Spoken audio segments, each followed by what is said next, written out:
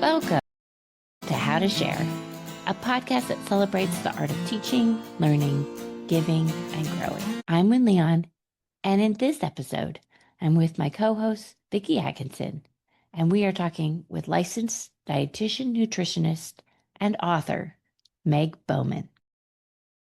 Meg's newly released book, This Is Your Body on Trauma, is incredible. It is a fantastic resource for learning how nutrition is interconnected with our other systems. Meg tells us why safety is the most important nutrient for our bodies. Meg explains why how you eat is as important as what you eat. She encourages us to understand that there are two strategies at play. One is the toolkit we build for when we are underwater, and the second is for when we are feeling safe. We talk about digestive hygiene, a topic that I need to be reminded of to practice mindful eating. Meg tells us to meet our bodies with more care and less judgment. We talk about how this extends to others, especially in the food season we are in with the holidays ahead. This is a fantastic conversation about a topic that affects us all. As Meg says, when we are well nourished, it lessens our experience of stress at any age. This is an episode that will leave you feeling satisfied. We know you'll love it. Meg Bowen. Hey, I'm so excited to be here. Thanks for having me. Oh my gosh, Wynn and I are thrilled. To have an opportunity to get an advanced copy of a book that really, as we read, so much wonderful, applicable, accessible wellness advice. And the name of your book is This Is Your Body on Trauma. But Wynn and I were, comparing notes. There's so many things that we love about the book because there are layers of actionable advice throughout and so well timed because the landscape right now regarding nutrition and wellness it's really difficult for people to plod their way through. Right. And I love, Vicki, that you said layers because it's Meg, Yeah. I'm sorry, we're going to do all the talking here. But when I was a kid, I had this book that had it had the body, it had the skeleton, and then that had these, layers that you could add on. You'd add on the organs and then an overlay that had the muscles and the overlay that had the veins. And this feels like this overlay of nutrition, but in relation to all that other stuff, wellness and our trauma, big T or little t. Yeah. Yeah. And it reflects your background. I mean, for our listeners and viewers, Meg, you're a licensed nutritionist. You have your own practice. You have a master's degree in nutrition and integrative medicine. And, your focus is really about, wellness and gastrointestinal health. And so, you have created something that I think pulling all those pieces together and the things that about supporting overall health and wellness, from the gut. And were so many things about the book that we love. But before we run away with the train here, right? Do you think we should let Meg talk? I know we will. And so for those who haven't had the opportunity yet, your book comes out on Tuesday, October 28th. So it is hot off the press. It will be available everywhere. And we'll make sure that in the show notes that we've linked all the places, where people can get it and how to connect with you. But you will do a much better job than Wynn and I have in pitching the book. But we would love to hear from, your heart and mind. What's the sketch of the book? What's it about? And sometimes we call that the elevator pitch, but how would you encapsulate it? Yeah, so I think there's the short version and then there's the slightly longer and more accurate version. But the short version of it is that really safety is the most important nutrient for the nervous system. That's the most important. And it also is the one in nutrition land that we ignore the most, Yeah. A slightly longer version of it would be something like, being well nourished really lessens the perception of stress, and it really gives you the scaffolding Mm. for nervous system resilience and Mhm. recovery. And I Yeah. think, you can see a perfect example of this every January. I will admit to having this personal rule that I try not to take clients the first 3 weeks of January, because Mm. generally speaking, the people that come in right after the new year are Yeah. people who have made these huge New Year's resolutions that often are not doable. Yeah. Right. They're They're way trying up to force here. it. Yeah. Yeah, they're trying to Mhm. kind of force Mhm. their way into it. I think nutrition just ignores what the reality of safety for a lot of people. Well, and that reminds me of a quote from your book, which is the goal isn't to force yourself into better food habits by sheer willpower. It's to create more moments of ventral regulation. Yeah. Right. And what you're talking about, that Yeah. January 1st thing is just like, oh, we're going to Mhm. willpower this thing in. Right. Yeah, Mhm. there's a lot of people feeling a lot of energy around change then. Hmm. But in reality, the only time that we have the most access to be able to choose is when we feel safe. Yeah. When we don't feel safe, that's when we're responsive, that's when we're reactive. And Yeah. so, having safety be that first most critical ingredient in any plan feels really important. Yeah. Yeah. Well, and you talk about the importance of tending to, that the kaleidoscope of all this and intending to those messages that we carry that could be shame laden about food. And, I respect you for your decision making about January, because I think I already know what you do best is get to know the person. And it is, I think, some unpacking about all of that. And I think understanding motivation, really matters. And we love the subtitle of your book, which is How to Nourish Safety, Resilience, and Connection. That makes so much sense. But then you throw a term that may be new for some people about polyvagal, informed nutrition. And what I love about the book is that although you lead with that, you break it down beautifully so that folks can understand, all the connections and the importance. But tell us more about that. Why did you choose to highlight that in that way? Yeah, it's because I think that how you eat is just as, if not more important than what you eat. Yeah. And so polyvagal comes from researcher Stephen Porges's polyvagal theory. So this idea that our autonomic nervous system is constantly scanning for cues of danger and safety. Hmm. And this incredibly informs not only our physiology, like how our body is functioning, Yeah. but also the lens through which we see the world. Yeah.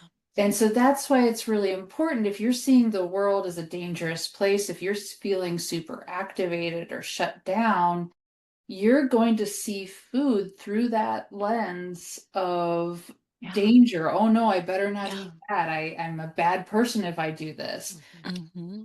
And I really wanted to try and lean toward, let's lean toward a lens of food as safety Mm-hmm. and food as nourishment. So when you say how you eat is as important as what you Yeah. eat, do you mean how Yeah. is as in what state? Whether we're Mm. in ventral or is it the environment or how we approach it? What do you mean by how in that? I would take any of those answers. Okay. All of the above. All of Yes. the All above. of the above. What is really what we see on social media? So it's like, eat this, don't eat that. That's what. Hmm. It's not Yeah. that I don't care about that. I just think that it's not super helpful. Hmm. Somebody's in a protective nervous system state. So I focus on the how. Not only like we need to have a plan for when we are in a survival state, and it is going to be different than when Yeah. we are feeling regulated, Yeah. but also how, in terms of what are those messages that we are hearing, that may come from family of origin, they may come from social media, they may come from wherever. and really noticing and naming where those messages put our nervous system, Yeah. because that helps us care for ourselves. Yeah. Yeah. And we're walking right now Definitely. into like the food holidays. We're in the midst of the food holidays. Every nutrition provider on the planet is like, we are in it to win it. The last quarter of the year is the food holidays. And so many people have so much history of a lot of activation, shutdown, a lot of other people who are very willing to share opinions on what you're eating or not eating. Yeah. And it just has such an impact. And so being able to notice and name your own where I'm at, this is where I'm at, Mm-hmm. and how do I eat in this state? Really important. Well, you say this so well on page 200. It's one of the things I have my typical cornucopia of like Vicky, notes everywhere. But one of the things on that point that you say that is just you have a degree in English and it comes through. And how you've put this book together. You knew the audience, you are writing for all of us. There's not a lot of nutrition speak in, you break things down. But to add to what you just said, Meg, on page 200, you wrote story follows state. So to Yeah. Wynn's point about, what do you mean about state? And really, I think what you were talking about there is that, the stress, the safety, your nervous system is setting the tone. But then your brain, your emotional state, we add all this storytelling, about food and life and family and all of that. But I think that idea that story follows state, is that what you were trying to convey when you wrote about that? Yeah, it's definitely a phrase that I stole from therapist Deb Dana. Definitely. I am a Deb fangirl. But that concept, I think we see this so frequently. A great place to look at this is in GI nutrition. Great Okay. place to look at this, right? Mm-hmm. Because so frequently, like somebody feels a GI symptom, a little twinge, we got a little something. And because they are in a more activated state or a shutdown state, because they're in a survival state, all of a sudden we start catastrophizing. Oh no, what is going to happen? Yeah. What does Yeah. that mean? And the story that we tell ourselves really comes from what nervous system state we're in. If we had had that experience of that GI twinge when we're feeling safe, the story would not be the same. Right. And the real challenge of it is that it's a feedback loop. The second that we're up there and we're catastrophizing and, oh no, I'm going to Yeah. have disaster pants and I'm going to, this or that, then all of a sudden that message goes back Yeah. down to the gut and we got a feedback loop and around the merry-go-round we go. So it really, that concept of story follows state helps us to regulate. And I want to be Mm-hmm. careful. Like I'm realizing I have to be really careful when I say regulate, because sometimes people in the nutrition world are interpreting regulate to mean like, let me regulate my food. I'm Yeah. intentionally meaning let me It's regulate not my nervous restriction. system. Right. No, Yeah. it isn't. Mm-hmm. Just let me find safety, Yeah. really. Um, yeah. Yeah. Yeah.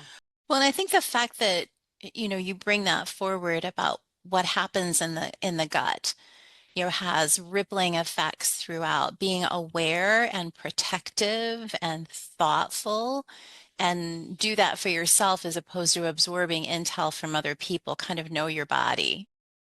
Yeah. Yeah, because not, even foods that are supposed to be healthy, they may not be healthy for you. It was actually quite a challenge for me to write this book. I had a lot of conversations with colleagues about this because so much of nutrition is so very personal, Yeah. and something that works for me is not going to work for you. Right. And so it was really difficult to kind of conceptualize how can I make it broad but also personal at the same time. And especially when we're considering gut stuff, I think that is super true. Well, and Yeah. that reminds me of something that you wrote. Nutrition requires nuance. It's Oh, personal, Mm-hmm. and that just yeah, and we don't encapsulates see it. that. Yeah. We don't see that in social media, right? It's Mm-mm. just this like this is what everyone should do. Yeah. Mm-hmm. And I think that's really unfortunate that that is the landscape. And so that, when we talk about, how do we keep up with the landscape, because there's new stuff every day. There's new understandings since I wrote the book. There's studies that have come out that I've gone, oh, okay, that's interesting. Mhm. To a certain extent, it's don't try and keep up, because I think sometimes when we try and keep up, it really keeps us in that, let me fix it, let me make it better. It keeps us in that understanding of like ourselves as a project that we need to fix. Well, and But that goes to something that you wrote, yeah, which was many things I was taught in school 10 years ago have yes, since been proven incorrect. Some of Yeah. the absolute truths presented at a conference I recently attended will likely be debunked in the next decade.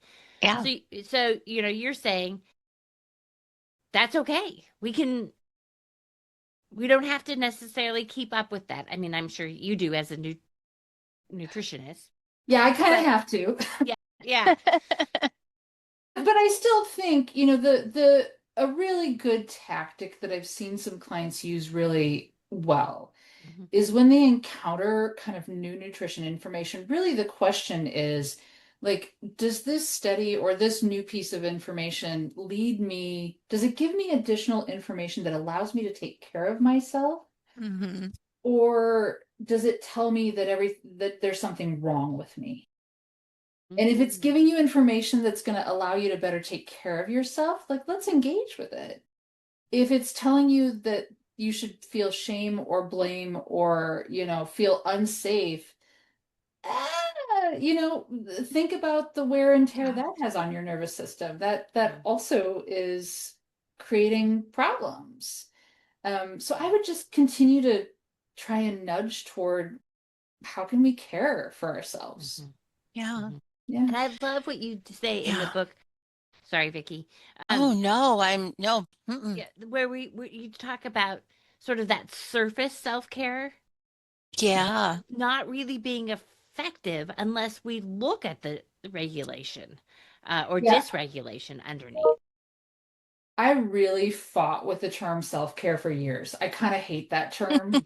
And I don't hate the hmm, term. I don't hate the concept of it. I yeah, really dislike how it is frequently used. Hmm. It's so frequently used as a like things we need to buy. yeah. It's the marketing of Hmm. wellness. Hmm, It totally is. hmm, Versus like what can we do to center our own needs? I mean, that is a radical concept, I think sometimes, especially for women. yeah. What can we do to center our own needs? And what does it really look like for me to nourish myself in any way? And it's hard in this landscape. Mhm. You, yes.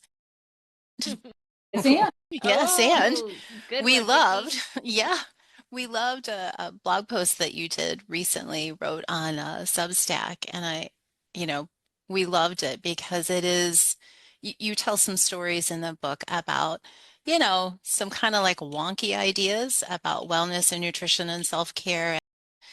I think probably what makes you such a good colleague and practitioner and human and mom and partner and all that stuff is, having respect for the place that the individual in front of you is in yeah. and listening to them say crazy things about strawberries, being a Hmm. fix for all kinds of things.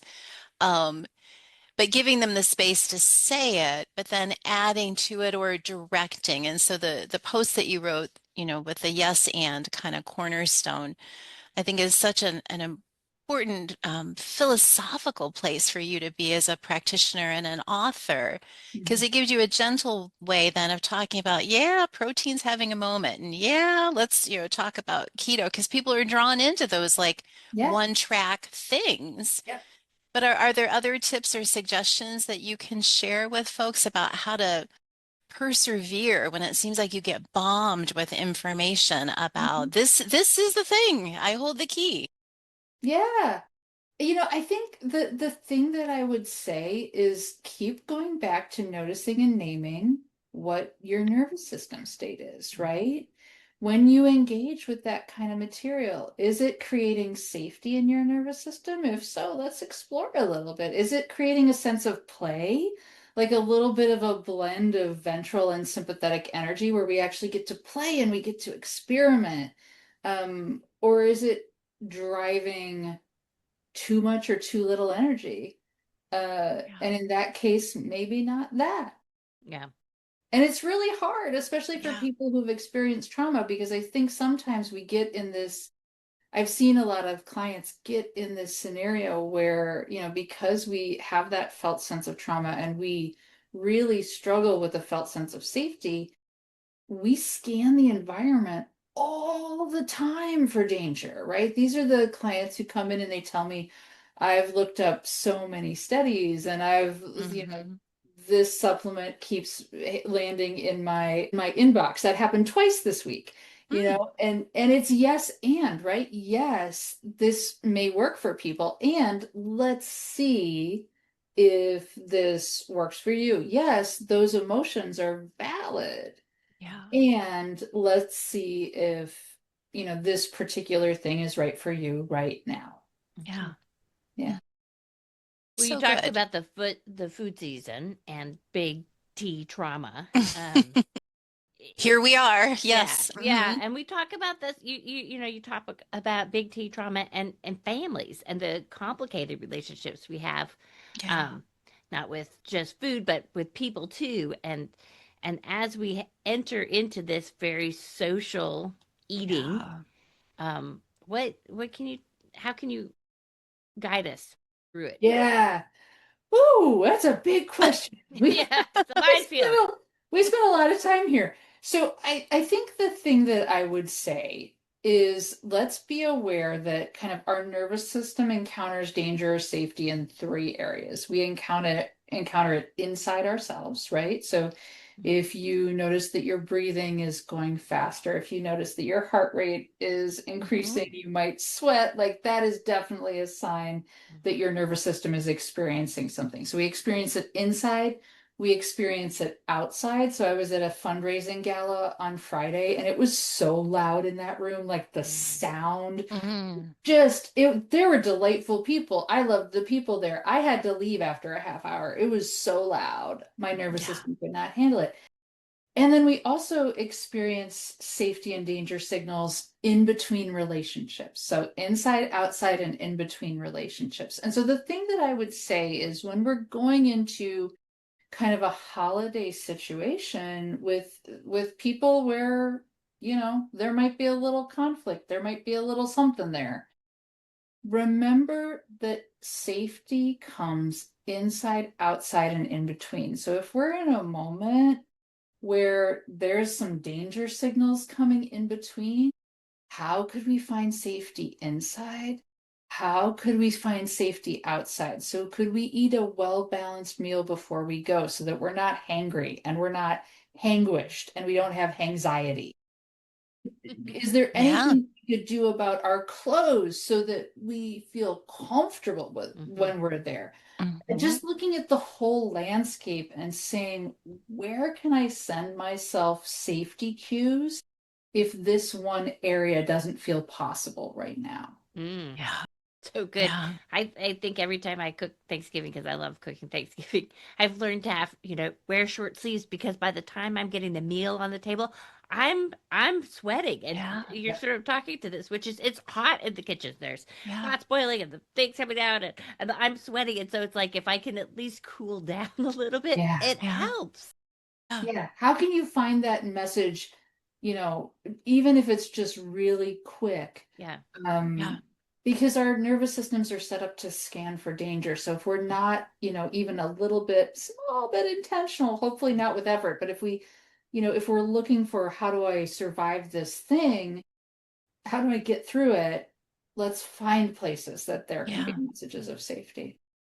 Mm, What I love about that and your example, Ben, is so good. It's you're so encouraging, Megan, in the book and just, spending time with you like here. But I think people need to have the encouragement, the liberty, and then the license, to wear the short sleeves, wear the comfortable shoes. So I think the thing that you're doing is pulling all those pieces together.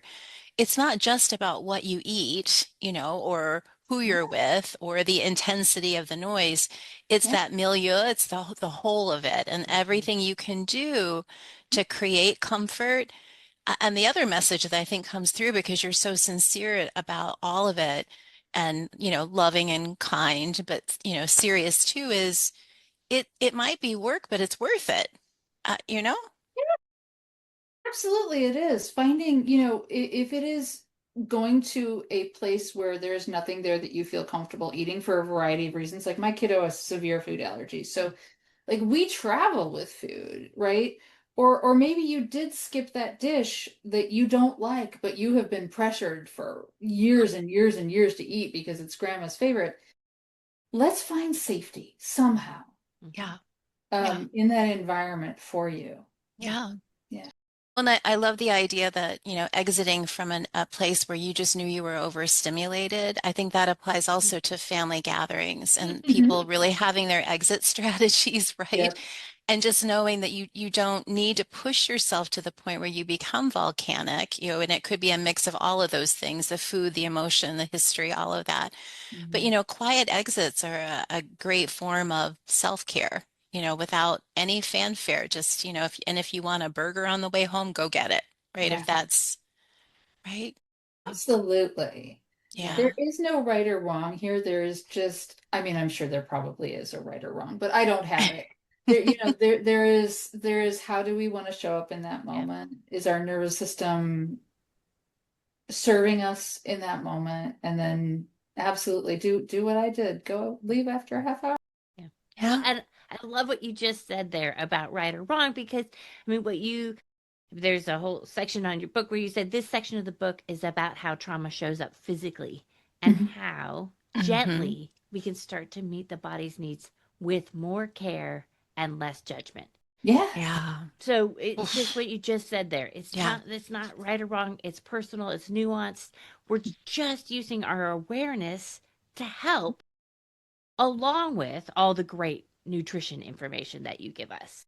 Yeah, Uh, it's really shocking how you can turn down the intensity of something when people understand the yeah. etiology of it, where it's coming from. You talk with somebody who has diabetes and on paper, they're doing everything freaking right. They're doing everything right. Hmm. Yeah. And you talk to them a little bit and you're like, oh, that was a lot of childhood trauma. Like there was a lot going on there. Yeah. And if we can share some of that data and really help people understand how these things outside our control have influenced us, and then how we can modify risk factors, it feels possible, it just takes the shame and blame out of it for so many Yeah. people. Well, and you talk a little bit about one of the things I really appreciated, and I don't think I wrote down where it was in the book, but you talk maybe in more than one place about decision fatigue. Yeah. And I think, that's a thing for people on so many levels. And if you can find what works for you, that's kind of golden. Mhm. Then don't mess with it until there's a need to look at that again. But I think that like constant experimentation or Hmm. falling into old habits, Yeah. I really appreciated that you mentioned that. And you also said, so we could do like quick takes about things that Win and I personally went, oh, hello, Hmm. right? Right. But you made a point on page 289 about just like also being practical about good digestive hygiene. Like, Hmm. actually, I feel like everyone I know is moving too fast, and Hmm. eating on the run. And just the simple reminder about actually chewing food, you Yeah. know? God, Uh, Yeah. do I need uh, that one? yeah, and oh my gosh, right? And so when I'm not looking at you, I promise. Mhm. But I mean, we all do it in between Oh Zoom yeah, meetings and other all the things. time. And I know Yeah. this isn't exactly following, the script of questions, but given what we're talking about, why would you, knowing that every, ink, and paper is really important to publishers, but why did you spend time talking about that? Why was that important? Digestive hygiene. Yeah. Yeah, because nobody talks about it. It's Yeah. just such not a thing. Again, it's the how, not the what. It's the how, Yeah. not the what. I have right at the moment a lot of postgraduate interns that I have the Mm. amazing privilege to work with as they're Yeah. getting their nutrition certification. And so frequently, we are trained in school to focus on what. Yeah. And nobody has bothered to ask, you know, are you eating at the kitchen sink every night? Are you going to eat and then laying down immediately, and that's what's giving you the reflux. No, but we are not trained to ask about, do Yeah. you feel like you have time to eat when you're eating Yeah. at the desk? Does that feel like enough of a switch Yeah. to give your nervous system the ability to digest your food? Mm-hmm. Or are you trying to do 10,000 things while you're doing that? So it's again back, and I'm not a rock star at this. Let's all acknowledge that I ate dinner on the couch last night in 5 minutes because I had therapy, right? Mhm. But there is a balance between, when that is exclusively the experience of food that you get Yeah. versus when that is a strategy to get through the minute. Yeah. Yeah. Yeah. Well, and we love that because, I could say this maybe another way, and I don't want to disparage anyone who's written lovely books about nutrition and tried to do the integrative part that you've done so well, but you don't put yourself on a pedestal in any way, and so, you know, readers and listeners should, buy the book for all kinds of reasons, not least of which is the taco recipe, right? It's Yeah. like, Mhm. so we were Mhm. joking before we hit record, some nights are Taco Tuesdays, right? Mhm. Yeah.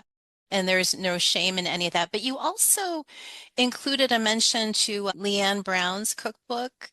Yeah. And just the whole category, Wynn and I are often thinking about emergency snacks, food on the fly. She's a parent of, two small ones, but you have to think about your own nutrition. And I love that idea about, emergency snacks and simple meals and all of that. Just don't make it too complicated. Is that the message? It really doesn't have to be that complicated, but it becomes that complicated because our nervous systems are so taxed.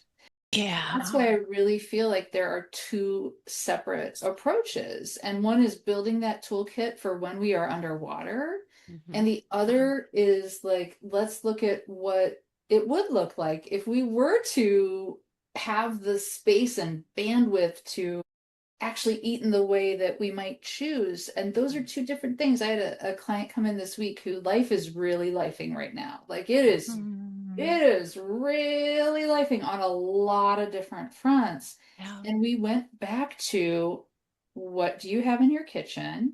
How can we make meals from that?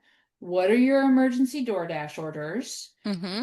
Do we have an order in your meal delivery, like your grocery delivery stuff that's ready to go? Mm-hmm. What are you going to eat tonight? What are you going to eat tomorrow morning? Like it just has to become very different because Yeah. the goal when we're not feeling safe, the goal is to feel safe, not to be perfect. Mhm. But Right. And yeah, safe is just a big hug, right? It's just a big hug. we Yeah. provide so much resources, information, and encouragement in this book. One of the things is your FIGS protocol: Yeah. Yeah. food, inflammation, gut, stress. FIGS. Can you tell us about that protocol? And Yeah, so I want to make sure people understand protocol. When I say protocol, I am not talking about, everybody that has depression gets the same protocol. Everybody who has trauma gets the same protocol.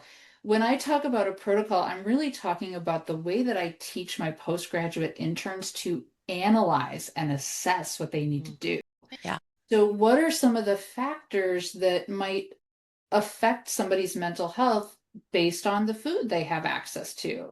What are some of the factors based on their inflammatory load, which is highly influenced by the trauma they've experienced and are experiencing? Mhm. Like, is there anything that we can do in the gut to send more messages of safety? Because in a lot of ways, the gut is the canary in the coal mine. You see Yeah. so many kids who, oh, I have a tummy ache. That they don't, that's anxiety. Mhm. And Yeah. and then the stress piece, what could we do to that? Where are our opportunities?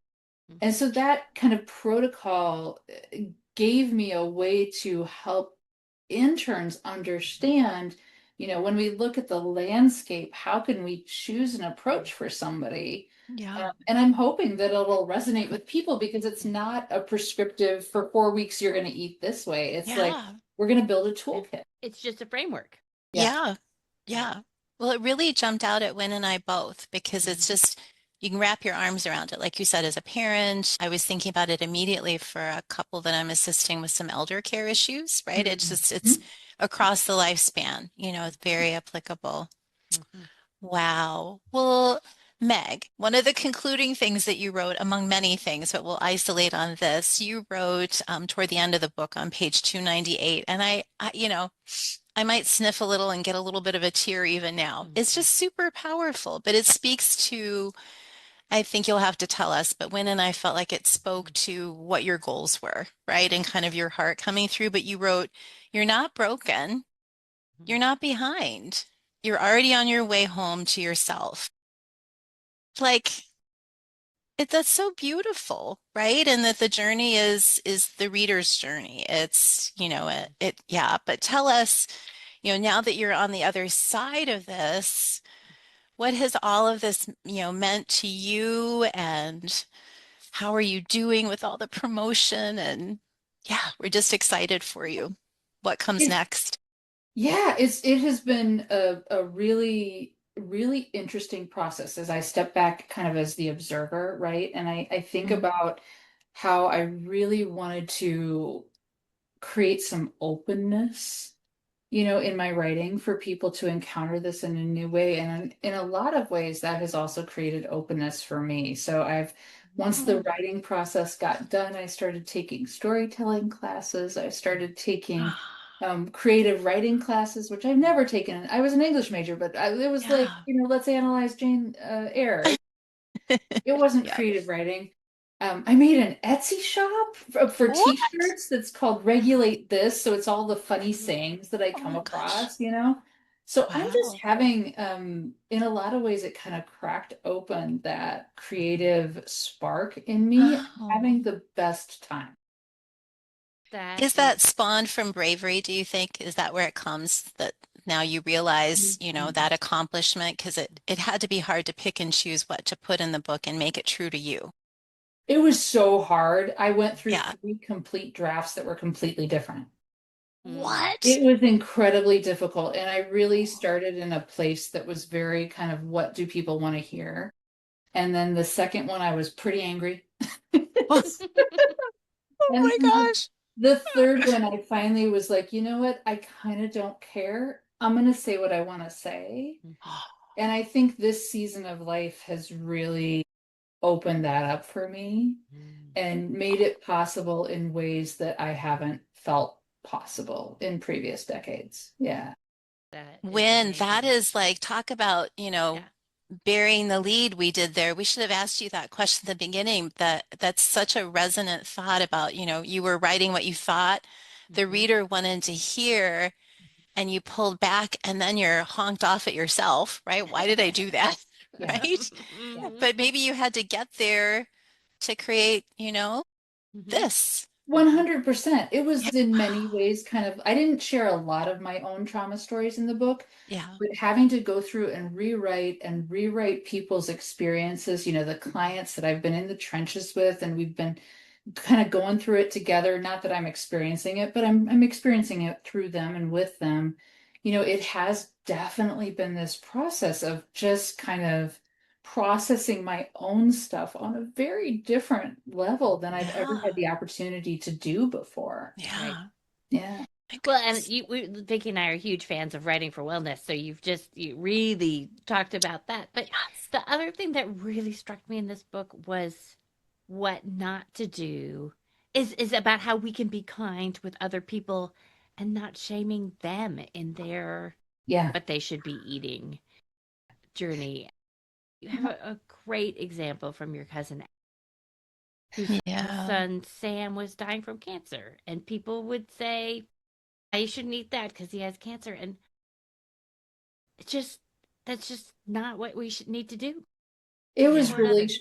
it was shocking. And it happened even before. This was years before I went back to school and did this career change. So I was still working in marketing at that time. But it struck me when somebody mentioned like they were going, his cancer had come back. Mhm. He was in remission. It came back. He was 11, I think, at this point. And so they were saying that they were going out to his favorite fast food restaurant to eat. And somebody said something about you shouldn't do that. That's why he's not healing. I mean, it was not great.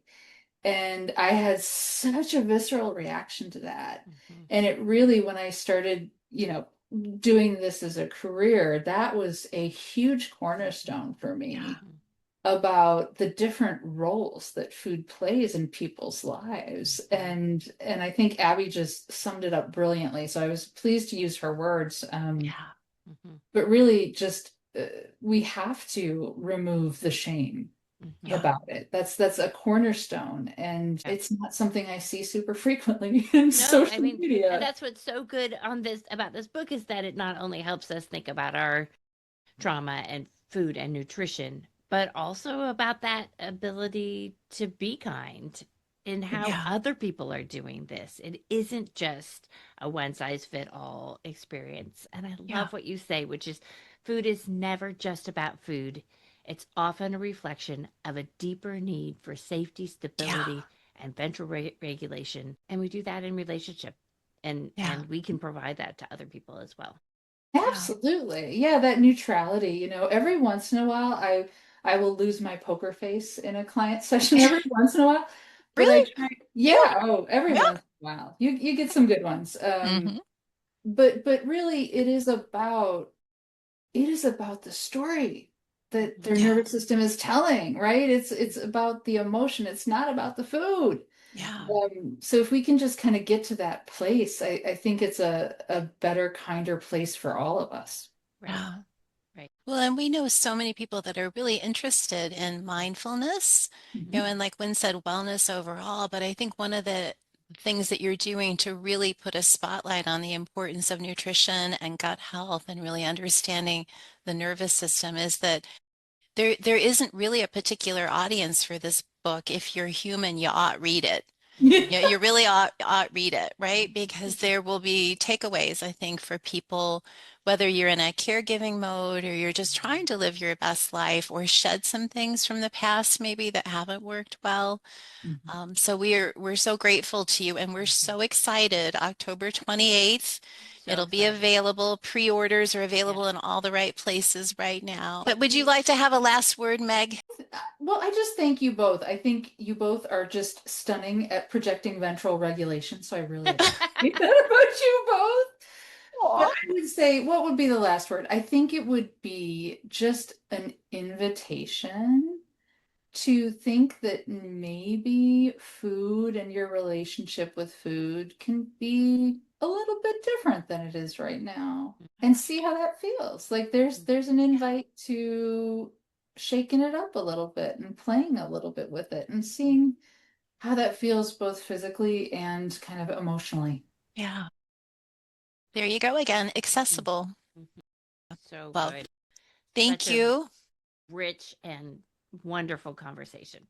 Thank you. Thank you so much. Thank you. Thank you for listening. Our music was written for us by the incredible duo of Jack Campora and Rob Koenig. For show notes and more great inspiration, see avitiva.com, AVITIVA.com.